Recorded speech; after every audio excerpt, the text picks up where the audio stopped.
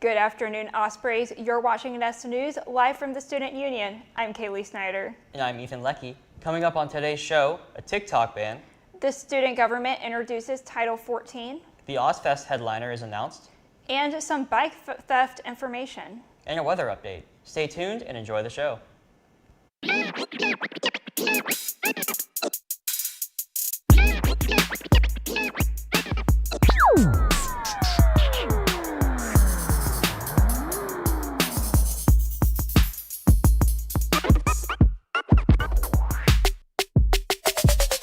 The Supreme Court on Friday seemed likely to uphold a law that would ban TikTok in the United States beginning on January 19th, unless the popular social media program is sold by its China-based parent company.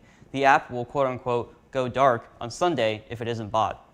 If a TikTok ban occurs, established social media platforms such as Meta's Instagram, Snapchat, and Google's YouTube are expected to benefit from having one of their biggest competitors taken off of the U.S. market.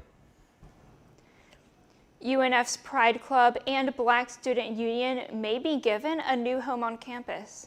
On January 10th, the UNF student government introduced Title 14, a bill allowing registered student organizations to join student government as commissions, making them eligible to receive $7,000 in funding and use student government spaces for events. State law prevents state and federal funding to promote and/or maintain any programs that advocate for diversity, equity, or inclusion. During the January 10th Senate meeting, Student Government Body President Michael Barkle said, "We knew students' lives were being impacted by the House bill that was passed that altered the state of the former Office of Diversity and Inclusion. Our office had to act accordingly.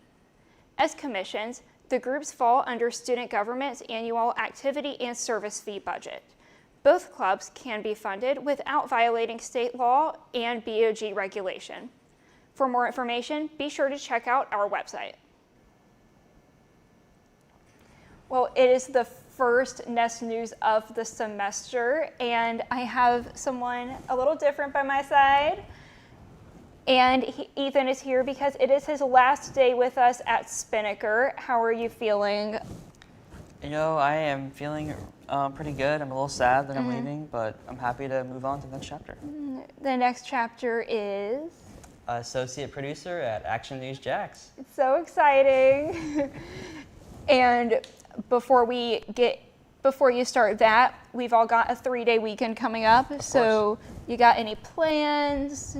Gonna enjoy it? Yeah, I will. I'll have a lot of fun. I'll try to go to the beach, hit up in this weather? Florida life. I try. You sure?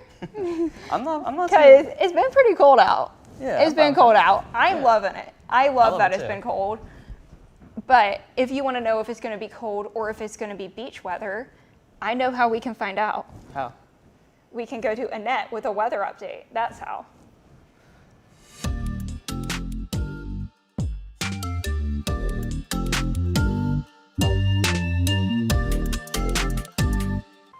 Good afternoon, Ospreys, and welcome to the first weather report of the spring semester. Let's get into it. Today is sunny with a high of 62 degrees and a low of 40 degrees. Looking into the weekend, temperatures will cool as we do have a bit of a cool front coming in this week, as lower temperatures will range between the 40s and 30s.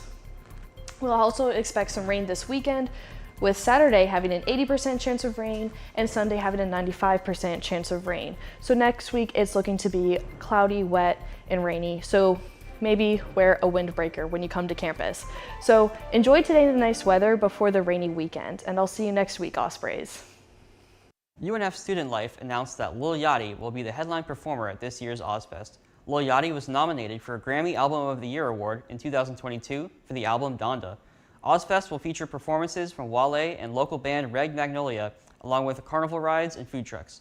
Students can register for their free ticket via My Nest under the Student tab in My Wings.